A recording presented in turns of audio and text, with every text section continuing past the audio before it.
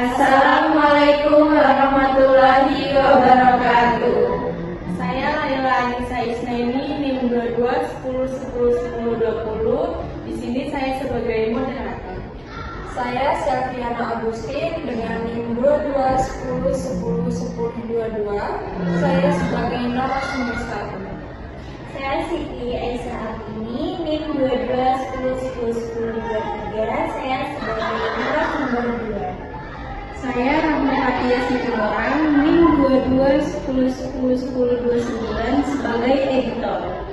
Saya Inania Febrian Pangestu, NIM 2210101016 sebagai videografer. Selamat menyaksikan.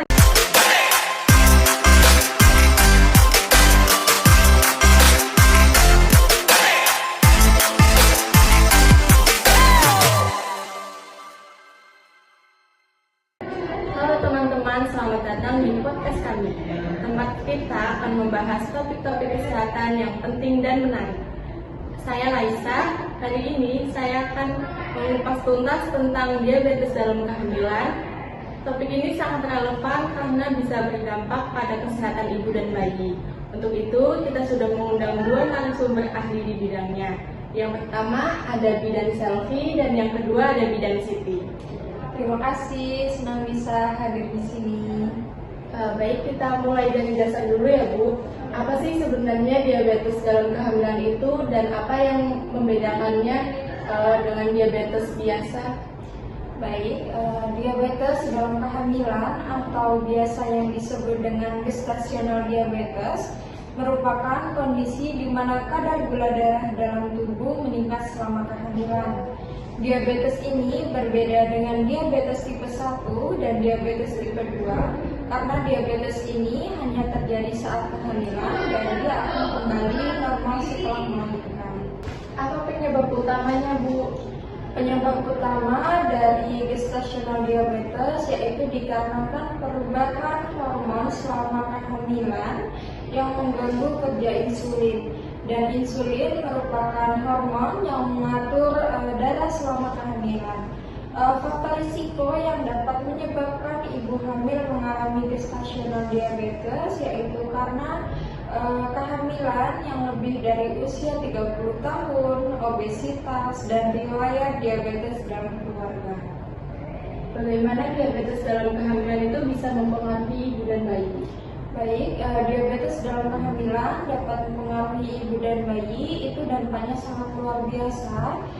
Pada ibu dapat terjadi kelahiran prematuritas, preeklampsia, dan kelahiran komplikasi. Selanjutnya pada bayi itu juga dapat terjadi berat badan lahir besar atau makrosomia, dan juga bayi dapat lahir dalam gula darah rendah dan juga dapat terjadi gangguan pernapasan. Wah, cukup berat ya risikonya. Kalau begitu, bagaimana cara mendeteksi diabetes dalam kehamilan ini Bu? Untuk mendeteksi diabetes dalam kehamilan, ini biasanya dilakukan tes toleransi glukosa oral atau biasa yang disebut dengan TTOG. Itu dilakukan pada trimester kedua dan juga dilakukan pada minggu ke-24 hingga minggu ke-28.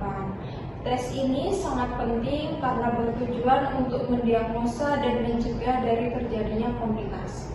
Sekarang ke Bidan Siti ya, bagaimana peran pola makan dalam mencegah atau mengelola diabetes pada ibu hamil? Nah, untuk pola makan pada ibu hamil yang mengalami diabetes gestasional ini sangat penting ya Mbak, karena ibu hamil yang mengalami diabetes gestasional ini harus menjaga kadar gula darahnya itu tetap stabil dengan cara memilih karbohidrat sederhana seperti dari beras merah dan serat dari sayur dan buah. Bagaimana dengan aktivitasnya Bu? Nah, untuk aktivitasnya itu harus aktivitas ringan ya, seperti jalan kaki atau yoga prenatal, dan juga harus mengikuti saran dari dokter. Kalau diabetes sudah terdiagnosis, apa langkah manajemennya? Biasanya dimulai dengan merubah gaya hidup. Jika itu tidak cukup, maka diperlukan pengobatan seperti insulin. Sebagai penutup, mungkin ada tips atau pesan dari masing-masing narasumber untuk ibu hamil di luar sana. Baik, untuk ibu hamil di luar sana, sebaiknya lakukan pemeriksaan kehamilan secara rutin, yaitu ANC selama 6 kali selama kehamilan, dan jangan mengabaikan untuk melakukan pemeriksaan gula darah selama kehamilan. Jika terdiagnosa diabetes, jangan panik. Dengan manajemen yang tepat, insya Allah ibu dan bayi bisa tetap sehat. Terima kasih kepada para narasumber untuk sudah memberikan informasi yang sangat bermanfaat, dan terima kasih kepada pendengar. Semoga diskusi kita hari ini dapat membantu ibu hamil lebih memahami dan menjaga kesehatan mereka. Dan sampai jumpa di episode selanjutnya. Sampai jumpa. Bye.